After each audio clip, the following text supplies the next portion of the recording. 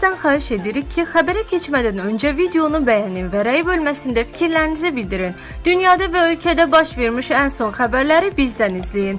Bunun üçün kanala abunə olmağı və bildiriş simvolunu açmağı unutmayın. İndidən təşəkkürlər. Salam hörmətli izləyicilər. Günün diqqət çəkən və hər kəsi maraqlandıran xəbərləri ilə qarşınızdayıq. Bəzi şəxslərin pensiyasının artıq övladlarına verilməsi ilə bağlı mühüm dəyişiklik gözlənilir. Aldığınız mal xarab çıxarsa, pulun geri qaytarılması qaydaları necədir? Bu sualın cavabını da öyrənəcəksiniz. Həmçinin prezidentin iştirak etdiyi açılış mərasimi də gündəmdədir. Ətraflı məlumat üçün bizi izləməyi unutmayın.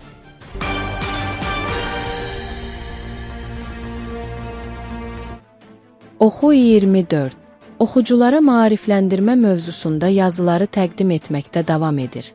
Bu dəfə təqdim etdiyimiz mövzu hər iki valideynini itirmiş şəxsin onların əmək pensiyasını almaq qaydası ilə bağlıdır. Sual, hər iki valideynini itirmiş şəxsə valideynlərinin əmək pensiyası eyni zamanda təyin edilə bilərmi? Cavab, hər iki valideynini itirmiş şəxsə valideynlərinin sosial sığorta stacı və kapitalı hesablanmaqla yalnız biri, məbləği daha yüksək olanı təyin edilir.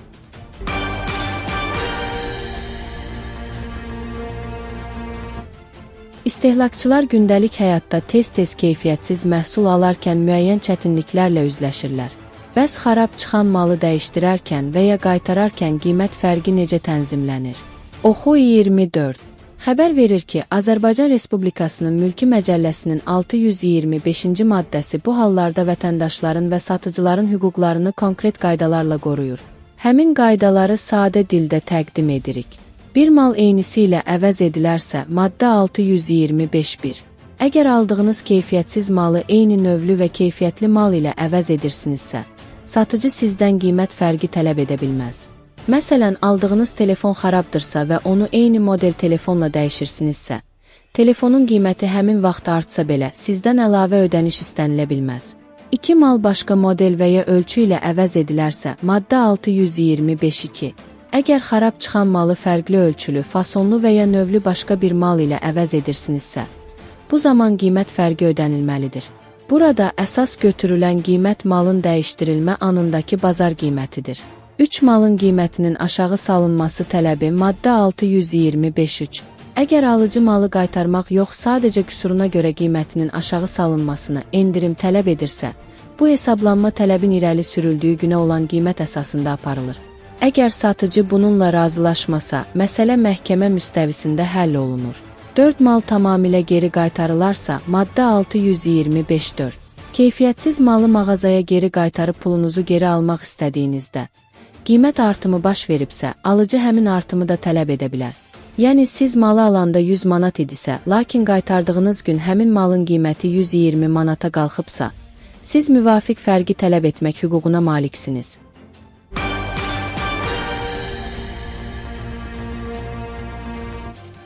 Azərbaycan Respublikasının Prezidenti İlham Əliyev martın 25-də Azərenerji Açıq Səhmdar Cəmiyyətinin Ayca Abşeron Batareya Enerji Saxlanc Mərkəzinin açılışında iştirak edib. Oxu 24 xəbər verir ki, Azərenerji ASSİ-nin idarə heyətinin sədri Babar Zayev dövlətimizin başçısına Abşeron Batareya Enerji Saxlanc Mərkəzi barədə məlumat verdi. Qeyd edək ki, Azərbaycan enerji sahəsində yeni inkişaf mərhələsinə daxil olur. Prezident İlham Əliyevin tapşırığına əsasən Azərenerji ACə tərəfindən 100% daxili maliyyə vəsaiti hesabına 2 əsas yarımstansiyada 500 kiloluq Abşeron və 220 kiloluq Ağdaş yarımstansiyalarının ərazilərində ümumi gücü 250 MT, enerji tutumu isə 500 MTG saat olan böyük enerji saxlanc mərkəzləri yaradılıb. Belə miqyasda bu cür mərkəzlərin qurulması yalnız Azərbaycanda deyil, ümumilikdə MƏB regionunda ilkdir. Layihə çərçivəsində Abşeron Batareya Enerji Saxlanc Mərkəzinin ərazisində 50 akkumulyator batareya və 13 invertor konteyneri quraşdırılıb.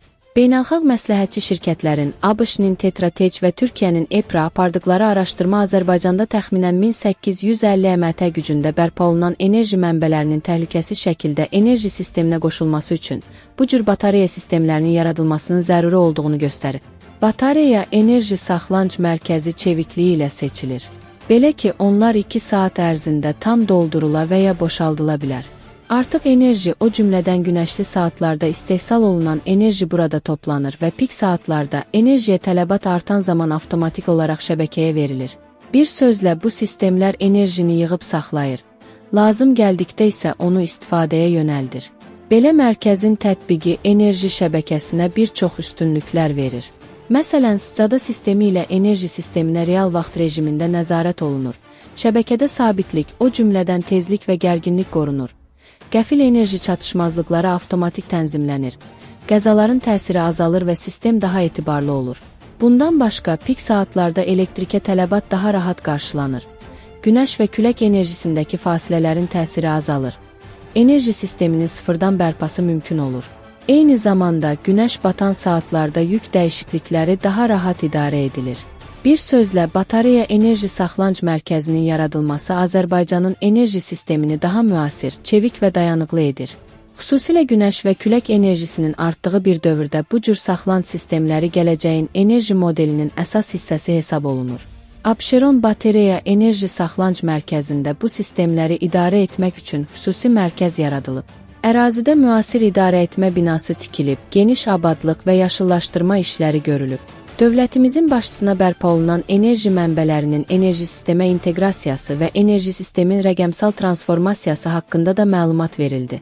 Bildirildi ki, yaxın perspektivdə böyük həcmli bərpa olunan enerji mənbələri enerji sistemə inteqrasiya ediləcək və 2028-ci ildə ümumilikdə 2100 MW-dan çox yaşıl enerji artıq şəbəkədə olacaq. Bütün bunlar nəzərə alınaraq Azərbaycanda tikilən 2 ətə bərpa olunan enerji mənbələrinin enerji sistemə inteqrasiyasını dayanıqlı və təhlükəsiz şəkildə həyata keçirmək, Bakının o cümlədən Ələt Azad İqtisadi Zonasının enerji təchizatında yaşıl enerji payını yüksəltmək, 500-330 kV nəvahi yaşıl enerji qovşağını ölkə enerji sistemi ilə birbaşa tam əlaqələndirməklə onu əsas qovşaq yarımstansiyalarından birinə çevirmək üçün icra edilən Azuri layihəsi çərçivəsində işlərin əsas mərhələsi artıq yekunlaşıb. Layihə çərçivəsində Nəvahi yarımstansiyasına Abşeron yarımstansiyasından 65 km məsafədə 500 kV, Bankə və Biləsuvar günəş elektrik stansiyalarından isə ümumilikdə 181 km məsafədə 330 kV ötürmə xətləri çəkilib. Perspektivdə Nəvahi yarımstansiyasına Mingəçevirdən 235 km